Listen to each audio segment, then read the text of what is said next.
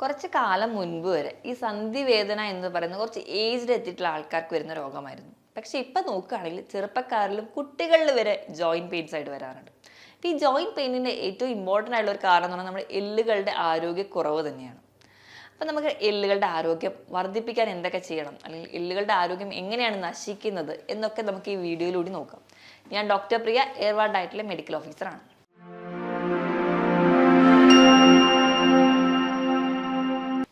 എല്ലുകളുടെ ആരോഗ്യം എന്ന് പറഞ്ഞാൽ ഏറ്റവും ഇമ്പോർട്ടൻറ്റ് കാൽസ്യമാണ്. അതോടൊപ്പം തന്നെ ഫോസ്ഫറസും വൈറ്റമിൻ ഡി, വൈറ്റമിൻ കെ ഒക്കെ വഹിക്കുന്നുണ്ട്.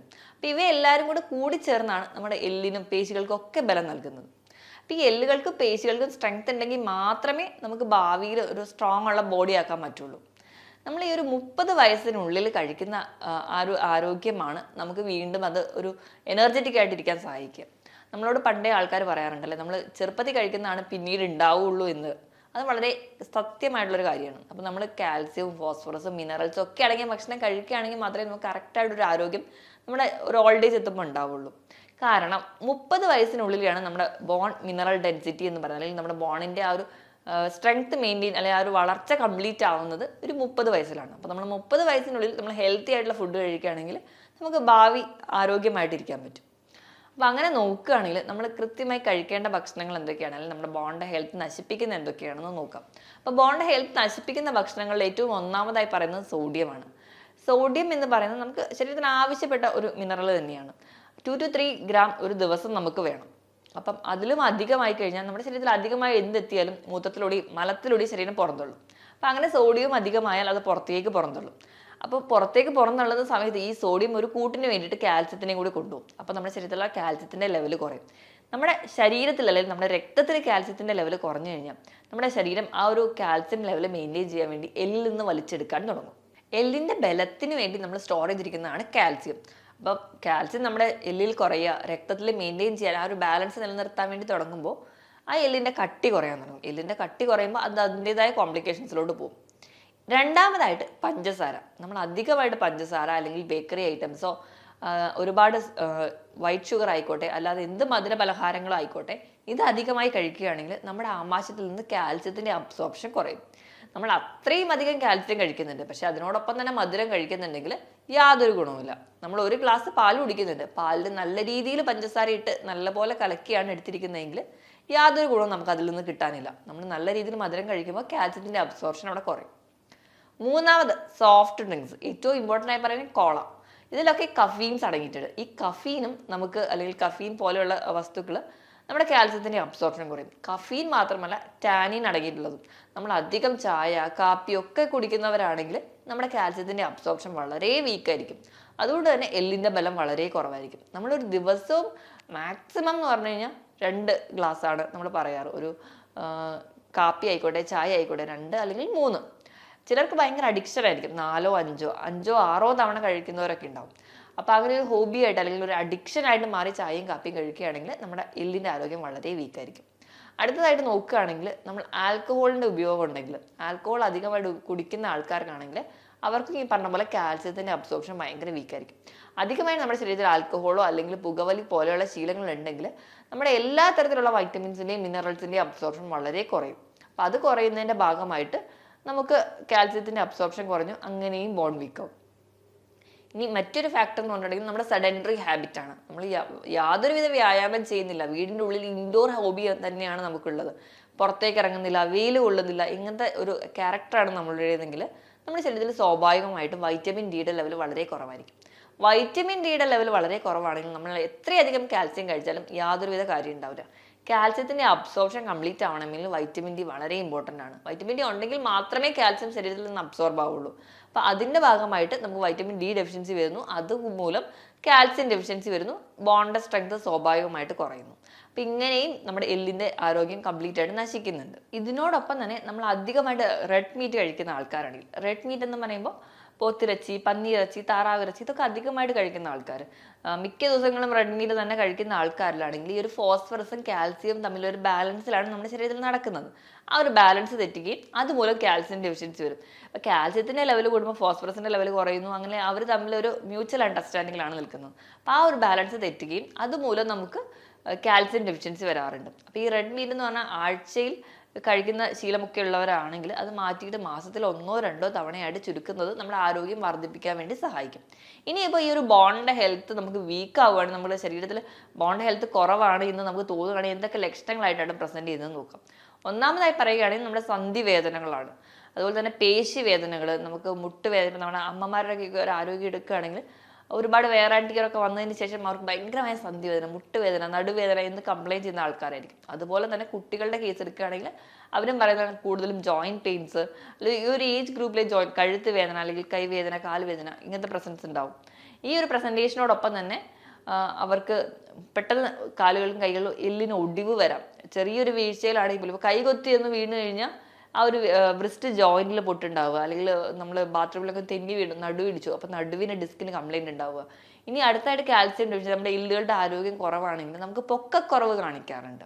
നോർമലി നമ്മുടെ ഏജിന് വേണ്ട അത്രയും പൊക്കമില്ലാത്തൊരവസ്ഥ വരികയാണെങ്കിൽ ചിലപ്പോൾ അവിടെ എല്ലിൻ്റെ ആരോഗ്യം കുറവായിരിക്കും. അപ്പം അല്ലെങ്കിൽ ആ ഒരു തരത്തിലുള്ള ഭക്ഷണം കഴിക്കുന്ന ആൾക്കാരാണെങ്കിൽ, ജങ്ക് ഫുഡ്സ് ഒക്കെ ഒരുപാട് കഴിക്കുന്ന ആൾക്കാരെ നോക്കിക്കഴിഞ്ഞാൽ അവർക്ക് ചിലപ്പോൾ ആ ഒരു എല്ലിൻ്റെ ഒരു ആരോഗ്യക്കുറവ് മൂലം അവർക്ക് പൊക്കത്തിന് വ്യത്യാസം വരാം. അപ്പോൾ ആ ഒരു ഡിസ്കിലൊക്കെ ഉണ്ടാകുന്ന തേയ്മാനങ്ങൾ പെട്ടെന്ന് അവരെ ബാധിക്കുന്നത് കാണാം. പേശി വേദന കാണിക്കാറുണ്ട്. ഇതോടൊപ്പം തന്നെ ഒരു ജോലിയിലും ഒരു ഉന്മേഷം കാണില്ല, അല്ലെങ്കിൽ ഒന്ന് ജോലി ചെയ്യാനുള്ളൊരു താല്പര്യം അവർക്ക് തോന്നില്ല, ഭയങ്കരമായിട്ടുള്ളൊരു ക്ഷീണം തോന്നാറുണ്ട്. ഇനി വൈറ്റമിൻ ഡിയും കാൽസ്യം ഒരുപോലെ കുറവുള്ള ആൾക്കാരിലാണെങ്കിൽ ഈ പറഞ്ഞ ലക്ഷണത്തിനോടൊപ്പം തന്നെ മൂഡ് സ്വിങ്സും, അല്ലെങ്കിൽ അവരുടെ സ്വഭാവത്തിൽ തന്നെ ഭയങ്കര ഇറിറ്റേഷൻസും, ആൻസൈറ്റി, ഡിപ്രഷൻസ് പോലെയുള്ള ലക്ഷണങ്ങൾ വൈറ്റമിൻ ഡിയും കൂടെ കുറവാണെങ്കിൽ തോന്നിക്കാറുണ്ട്. ഇതോടൊപ്പം തന്നെ മുടി കൊഴിച്ചിൽ, അല്ലെങ്കിൽ ഭയങ്കരമായ ഡ്രൈ സ്കിന്നൊക്കെ കൂടെ ഇതിനോടൊപ്പം തന്നെ കാണിക്കാറുണ്ട്.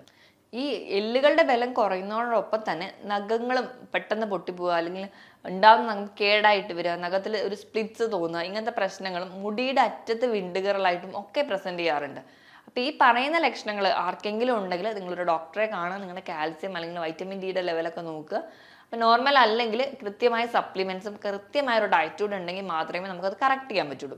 ഇനി നമുക്ക് ഈ ഒരു എല്ലിൻ്റെ ആരോഗ്യം മെച്ചപ്പെടുത്താൻ എന്തൊക്കെ ശ്രദ്ധിക്കണം എന്ന് നോക്കാം. ഒന്നാമതായിട്ട് ചായയുടെയും കാപ്പിയുടെയും അധികമായി കഴിക്കുന്ന ആൾക്കാരാണെങ്കിൽ അത് കുറയ്ക്കാൻ വേണ്ടി ശ്രദ്ധിക്കുക. മദ്യപാനം കംപ്ലീറ്റ്ലി നിർത്താൻ നോക്കുക. ജങ്ക് ഫുഡ്സിൻ്റെയും അല്ലെങ്കിൽ അധികം സോഡിയം അടങ്ങിയിട്ടുള്ള ഭക്ഷണങ്ങൾ എന്ന് പറഞ്ഞാൽ മിക്ക ഹോട്ടൽ ഫുഡുകളും അല്ലെങ്കിൽ മിക്ക പാക്ഡ് ഫുഡുകളും സോഡിയം റിച്ച് ആയിരിക്കും. കാരണം ഫുഡ് കേടാവാതിരിക്കാൻ വേണ്ടിയിട്ട്. ഇപ്പം നമുക്ക് റെഡി ടു കുക്ക് ഫുഡ് ഒരുപാട് നമുക്കിന്ന് കിട്ടാറുണ്ട്, അല്ലെങ്കിൽ സാലഡ്സ് പോലും കട്ട് ചെയ്തിട്ടാണ് നമുക്കിന്ന് കിട്ടാറ്. അപ്പോൾ ആ ഒരു ഫോമിലാകുമ്പോൾ അവർ എത്രയായാലും ഒരു പ്രിസർവേറ്റീവ്സും ഉപ്പും ഒക്കെ ആഡ് ചെയ്യുന്നുണ്ടാവും. അപ്പം അങ്ങനത്തെയുള്ള ഭക്ഷണങ്ങൾ അധികം കഴിക്കുന്ന ആൾക്കാരാണെങ്കിൽ അത് കഴിവതും കുറയ്ക്കുക. പകരം നമ്മുടെ വീട്ടിൽ തന്നെയുള്ള ധാരാളമായിട്ടുള്ള ഹെൽത്തി ആയിട്ടുള്ള ഫുഡുകൾ കഴിക്കാൻ വേണ്ടി ശ്രദ്ധിക്കുക. ഇനി മധുരം അധികം കഴിക്കുന്നവരാണെങ്കിൽ മധുരത്തിൻ്റെ ഉപയോഗം കംപ്ലീറ്റ്ലി നിർത്തുകയാണെങ്കിൽ തന്നെ എല്ലിൻ്റെ ആരോഗ്യം ഈസി ആയിട്ട് നമുക്ക് മെച്ചപ്പെടുത്താൻ പറ്റും. ഇനി നമ്മൾ അധികമായി കാൽസ്യം മാത്രം കഴിച്ചാൽ പോരാ. കാൽസ്യം കഴിക്കുന്നതിനോടൊപ്പം തന്നെ വൈറ്റമിൻ ഡി നമുക്ക് വളരെ ഇമ്പോർട്ടൻ്റ് ആണ്. വൈറ്റമിൻ ഡി കിട്ടാൻ വേണ്ടിയിട്ട് നമ്മൾ രാവിലെ 10 മണി മുതൽ ഉച്ചയ്ക്ക് 1 മണി വരെയുള്ള വെയിൽ നമ്മൾ കൃത്യമായിട്ട് കൊള്ളുക. നമ്മുടെ സ്കിന്നിൽ വീഴത്തക്ക രീതിയിൽ നമ്മളിപ്പോൾ വെയിൽ കൊള്ളുമ്പോൾ നമ്മൾ ഒരുപാട് സൺസ്ക്രീം ഇടുന്നു, നമ്മുടെ കൈ വരെ കവർ ചെയ്യുന്ന തരത്തിലുള്ള ഡ്രസ്സ് ഇടുന്നു, എന്നിട്ട് പോയി വെയിൽ കൊള്ളുന്നു. പക്ഷേ വൈറ്റമിൻ ഡി കിട്ടുന്നില്ല. പക്ഷെ അതിന് മറിച്ചിട്ട് മാക്സിമം നമുക്ക് നമ്മുടെ സ്കിന്നിൽ വീഴത്തക്ക രീതിയിൽ ഒരു 10 മിനിറ്റെങ്കിലും വെയിൽ കൊണ്ടാൽ മതിയാവും. അപ്പോൾ നമുക്ക് അതിൽ നിന്ന് തന്നെ വൈറ്റമിൻ ഡിയുടെ പ്രൊഡക്ഷൻ നമുക്ക് കിട്ടും. ഇനി നമുക്ക് വൈറ്റമിൻ ഡി കിട്ടണമെങ്കിൽ ഭക്ഷണത്തിലാണെങ്കിൽ മുട്ടയുടെ മഞ്ഞയും പാൽ ഉൽപ്പന്നങ്ങളിലൊക്കെ കുറഞ്ഞ ശതമാനം വൈറ്റമിൻ ഡി അടങ്ങിയിട്ടുണ്ട്. അപ്പോൾ അവയും നിങ്ങൾ കഴിക്കാൻ വേണ്ടി ശ്രദ്ധിക്കുക. ഇനി നമ്മൾ കാൽസ്യത്തിൻ്റെ കാര്യത്തിലോട് വരുന്ന സമയത്ത് നമ്മൾ കാൽസ്യമാണ് ഏറ്റവും ഇമ്പോർട്ടൻ്റ് ആയിട്ട് ബോൺ ഹെൽത്തിന് വേണ്ടി പറയാറ്. അപ്പം നമ്മുടെ എല്ലിൻ്റെ ആരോഗ്യത്തിന് വേണ്ടി നമ്മൾ എല്ലാവരും പറയാറുണ്ട് പാലും മുട്ടയൊക്കെ കഴിച്ചാൽ മതി, നമുക്ക് എല്ലിൻ്റെ ആരോഗ്യം കൃത്യമായി കിട്ടുന്നു. നമുക്ക് ഒരു ദിവസം വേണ്ട കാൽസ്യത്തിൻ്റെ അളവ് എന്ന് പറഞ്ഞാൽ 700 മില്ലിഗ്രാമാണ്. നമ്മൾ ഒരു ഗ്ലാസ് പാൽ കുടിക്കുകയാണെങ്കിൽ അതിൽ നിന്ന് കിട്ടുന്നത് വെറും 100 മില്ലിഗ്രാമാണ്. അപ്പം നമ്മൾ ഒരു 1-1.5 ലിറ്ററോളം പാൽ കുടിക്കണം. അത് അത്ര പോസിബിൾ ആയിട്ടുള്ള കാര്യമല്ല. അപ്പം പാലും മുട്ടയും മാത്രമല്ല, നമുക്ക് കഴിക്കാൻ മാക്സിമം നമുക്ക് കാൽസ്യം അടങ്ങിയിട്ടുള്ള ഭക്ഷണങ്ങൾ ഏതൊക്കെയാണെന്ന് നോക്കാം. അപ്പം അങ്ങനെ കാൽസ്യം അടങ്ങിയിട്ടുള്ള ഭക്ഷണങ്ങൾ വരികയാണെങ്കിൽ നമ്മൾ ഏറ്റവും ആദ്യം പറയാണ്ട് ഇലക്കറികൾ കഴിക്കുക. ഇപ്പം ഇലക്കറികളിൽ നമ്മുടെ വീട്ടിൽ കിട്ടുന്ന ചുമന്ന ചീര അല്ലെങ്കിൽ പച്ച ചീര മാത്രമല്ല, മുരിങ്ങയിലയുണ്ട്, എല്ലാ തരത്തിലുള്ള ഇലക്കറികളിലും കിട്ടാറുണ്ട്. മുരിങ്ങയില അല്ലെങ്കിൽ അഗസ്ത്യ ചീര അല്ലെങ്കിൽ പൊന്നാങ്കണ്ണി ചീര, സ്വർണ്ണ ചീര, ഇവയൊക്കെ ഇങ്ങനെ പലതരത്തിലുള്ള ഇലകൾ കിട്ടാറുണ്ട്. ഇപ്പം നമ്മൾ നോക്കുകയാണെങ്കിൽ നമ്മൾക്ക് സ്വാഭാവികമായി കിട്ടുന്ന ചീരയെക്കാളും ബാക്കിയുള്ള ഈ ഇലക്കറികളിലാണ്. ഇപ്പോൾ എന്തിനധികം പറയുകയാണെങ്കിൽ നമുക്ക് മല്ലിയില, കറിവേപ്പില, ഇതിലൊക്കെ കാൽസ്യം അടങ്ങിയിട്ടുണ്ട്. അപ്പോൾ ഒരു 100 ഗ്രാം കറിവേപ്പില എടുക്കുകയാണെങ്കിൽ തന്നെ ഒരു 830 മില്ലിഗ്രാമോളം കാൽസ്യം അതിലടങ്ങിയിട്ടുണ്ട്. അപ്പം ഇങ്ങനെയുള്ള എല്ലാ തരത്തിലുള്ള ഇലക്കറികളും നിങ്ങൾ കഴിക്കാൻ വേണ്ടി ശ്രദ്ധിക്കുക. ഇപ്പോൾ കറിവേപ്പിലൊക്കെ ആണെങ്കിൽ നമ്മൾ മാക്സിമം കുക്ക് ചെയ്യാനൊക്കെ ഇട്ടാൽ പോലും നമ്മളത് എടുത്ത് കളയുകയാണ് ചെയ്യുക. അതിന് പകരം വേണമെങ്കിൽ അമ്മമാർക്ക് അതൊരു ടിപ്പായിട്ട് അരച്ച് ചേർക്കുക. ഇപ്പം തേങ്ങ അരയ്ക്കുന്നതിനോടൊപ്പം തന്നെ ഈ ഇലക്കറികളൂടെ അരച്ച് ചേർക്കുകയാണെങ്കിൽ കുറച്ച് ഗുണങ്ങൾ അതിൽ നിന്ന് കിട്ടും. അപ്പോൾ ഈ ഇലക്കറികൾ മാക്സിമം കഴിക്കാൻ വേണ്ടി ശ്രദ്ധിക്കുക. ഈ ചുമന്ന ചീരയിലും പച്ച ചീരയിലും ധാരാളം കാൽസ്യം ഉണ്ടെങ്കിൽ കൂടി ഇതിൽ ഓക്സലേറ്റും ഫൈറ്റേറ്റ്സും ഒക്കെ ഉള്ളത് കൊണ്ട് തന്നെ കാൽസ്യം അബ്സോർപ്ഷൻ കുറച്ച് കുറവായിരിക്കും. അപ്പം ഈ അധികം കഴിച്ചത് കൊണ്ട് മാത്രം ഈ ഇലക്കറികൾ മാത്രം കഴിച്ചുകൊണ്ട് ഗുണമില്ല. നമുക്ക് ബാക്കിയുള്ള മുരിങ്ങയിലയും ഞാൻ നേരത്തെ പറഞ്ഞിട്ടുള്ള ഇലക്കറികൾ മാക്സിമം ഉൾപ്പെടുത്താൻ വേണ്ടി ശ്രദ്ധിക്കുക.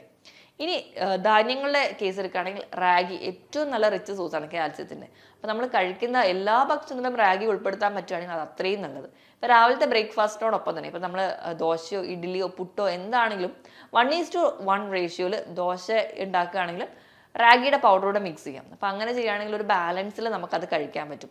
അപ്പോൾ റാഗിയുടെ തന്നെ കുറുക്കുണ്ടാക്കി കുഞ്ഞുങ്ങൾക്കൊക്കെ തുടങ്ങുകയാണെങ്കിൽ ഒരു പരിധി വരെ നമുക്ക് കാൽസ്യം ഡെഫിഷ്യൻസി ഓവർകം ചെയ്യാം. എല്ലാ തരത്തിലുള്ള നട്ട്സിൽ അടങ്ങിയിട്ടുണ്ട്. ബദാം, കാഷ്യൂ ഇവയിലൊക്കെ കാൽസ്യത്തിൻ്റെ പ്രസൻസ് ഉണ്ട്. അപ്പോൾ അത് കഴിക്കാൻ വേണ്ടി ശീലിക്കുക. മുട്ടയിൽ അടങ്ങിയിട്ടുണ്ട്. അപ്പം നമ്മൾ എല്ലാ ദിവസവും കുഞ്ഞുങ്ങൾക്കൊക്കെ ആണെങ്കിലും മുട്ട കൊടുക്കുന്നത് വളരെ നല്ലതാണ്. കൊളസ്ട്രോൾ ലെവൽ അധികം ഓവർ അല്ലാത്ത ആൾക്കാർക്കാണെങ്കിലും ഒരു പരിധി വരെ ആഴ്ചയിൽ 3-4 മുട്ട വരെ കഴിക്കാവുന്നതാണ്. അപ്പോൾ ഈ പറയുന്ന ഭക്ഷണങ്ങളൊക്കെ നിങ്ങൾ സ്ഥിരമായിട്ട് കഴിക്കുക. ഇനി ചെറിയ ചെറിയ മത്സ്യങ്ങൾ, മത്തി, അയല, നെത്തോലി പോലെയുള്ള മത്സ്യങ്ങൾ, തോടോടു കൂടിയുള്ള മത്സ്യങ്ങൾ, മറ്റ് രോഗങ്ങളൊന്നും ഇല്ലെങ്കിൽ ഇവയൊക്കെ കഴിക്കുന്നതും നമുക്കൊരു പരിധി വരെ കാൽസ്യം ഡെഫിഷ്യൻസി ഓവർകം ചെയ്യാൻ സഹായിക്കും. മത്സ്യത്തിനോടൊപ്പം തന്നെ വൻപയർ, നിലക്കടല, സോയാ പ്രോഡക്ട്സ് ഇവയിലൊക്കെ കാൽസ്യം അടങ്ങിയിട്ടുണ്ട്. നമ്മൾ ഈ കാൽസ്യം അടങ്ങിയ ഭക്ഷണങ്ങൾ കഴിച്ചുകൊണ്ട് മാത്രം കാര്യമില്ല. ഈ കാൽസ്യത്തിൻ്റെ അബ്സോർപ്ഷൻ കൃത്യമായിട്ട് നടക്കണമെങ്കിൽ ഫോസ്ഫറസ്, മാഗ്നീഷ്യം ഒക്കെ അടങ്ങിയ ഭക്ഷണങ്ങൾ കഴിക്കണം. അപ്പോൾ ഫോസ്ഫറസ് ഈ സാധാരണ ധാന്യങ്ങളിലൊക്കെ അടങ്ങിയിട്ടുണ്ട്. തവിടോട് കൂടിയ ധാന്യങ്ങളിലൊക്കെ ഫോസ്ഫറസ് അടങ്ങിയിട്ടുണ്ട്. ഇനി മാഗ്നീഷ്യം കിട്ടാൻ വേണ്ടിയിട്ട് നമുക്ക് ഏത്തപ്പഴം ഒക്കെ കഴിക്കുന്നത് വളരെ ഇമ്പോർട്ടൻ്റ് ആണ്. അപ്പോൾ നമ്മൾ ഈ കാൽസ്യം അടങ്ങിയ ഭക്ഷണം കഴിക്കുമ്പോൾ കൂടെ നമ്മൾ ഏത്തപ്പഴമോ അല്ലെങ്കിൽ മാഗ്നീഷ്യം അടങ്ങിയ ഭക്ഷണങ്ങളൊക്കെ കഴിക്കുകയാണെങ്കിൽ കുറച്ചുകൂടി അബ്സോർപ്ഷൻ ഫാസ്റ്റായിട്ട് നടക്കും. ഇനി പഴവർഗ്ഗങ്ങളുടെ കേസ് എടുക്കുകയാണെങ്കിൽ കാൽസ്യം ഏറ്റവും കൂടുതലായിട്ട് പറയുന്നത് മൾബറിയിലാണ്. ഒരു 100 ഗ്രാം മൾബറി എടുക്കുകയാണെങ്കിൽ 39 മില്ലിഗ്രാമോളം കാൽസ്യം അടങ്ങിയിട്ടുണ്ട്. അതുപോലെ തന്നെ ആപ്രിക്കോട്ട്, ആപ്പിള്, പപ്പായയിലൊക്കെ ഒരു 20 മില്ലിഗ്രാമോളം കാൽസ്യം ഒരു 100 ഗ്രാം എടുക്കുകയാണെങ്കിൽ അതിൽ അടങ്ങിയിട്ടുണ്ട്. ഇതൊക്കെ നമ്മൾ സ്ഥിരമായിട്ട് കഴിക്കുക. പേരയ്ക്കയിൽ ഒരു 12 മില്ലിഗ്രാം കാൽസ്യം അടങ്ങിയിട്ടുണ്ട് ഒരു 100 ഗ്രാം പേരയ്ക്ക എടുക്കുകയാണെങ്കിൽ. അപ്പം ഈ ഫ്രൂട്ട്സ് നമ്മൾ കഴിക്കുന്നതും ഒരു പരിധി വരെ നമുക്ക് കാൽസ്യം ലഭിക്കാൻ വേണ്ടി സഹായിക്കുന്നുണ്ട്. അപ്പം നമ്മുടെ എല്ലുകളുടെ ആരോഗ്യം മെച്ചപ്പെടുത്താൻ നമ്മൾ ഈ ഭക്ഷണങ്ങളൊക്കെ കഴിക്കുകയും വേണം. ഞാൻ ആദ്യം പറഞ്ഞിട്ടുള്ള ജങ്ക് ഫുഡ്സുകളും അല്ലെങ്കിൽ മറ്റ് ഭക്ഷണങ്ങളൊക്കെ കഴിവത് ഒഴിവാക്കുകയും വേണം. എങ്കിൽ മാത്രമേ നമ്മുടെ എല്ലുകളുടെ ആരോഗ്യം നമുക്ക് ഉറപ്പിക്കാൻ പറ്റുള്ളൂ. എല്ലുകളുടെ ആരോഗ്യം ഉണ്ടെങ്കിൽ മാത്രമേ നമുക്ക് കുറച്ചൊരു ഓൾഡ് ഏജ് ഒക്കെ എത്തുന്ന സമയത്ത് നല്ലപോലെ നിവർന്ന് നടക്കാനോ അല്ലെങ്കിൽ നമ്മുടെ ജോലികൾ, നമ്മുടെ സ്വന്തം കാര്യങ്ങളൊക്കെ കൃത്യമായിട്ട് ചെയ്യാനോ പറ്റുള്ളൂ. അപ്പം ഞാൻ ഈ പറഞ്ഞ കാര്യങ്ങളിൽ എന്തെങ്കിലും ഡൗട്ട് ഉണ്ടെങ്കിൽ താഴെ കാണുന്ന നമ്പറിൽ കോൺടാക്ട് ചെയ്യുക. മറ്റൊരു ഹെൽത്ത് ടോപ്പിക്കുമായിട്ട് വീണ്ടും കാണുന്നത് വരെ നന്ദി.